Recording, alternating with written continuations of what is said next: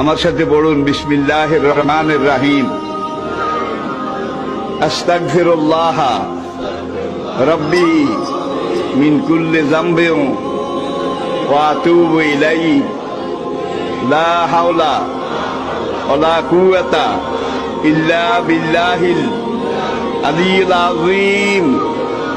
তাওবা ইয়া আল্লাহ, তাওবা ইয়া আল্লাহ, তাওবা ইয়া আল্লাহ, তাওবা ইয়া রাব্বি, লা ইলাহা ইল্লাল্লাহু মুহাম্মাদুর রাসূলুল্লাহ।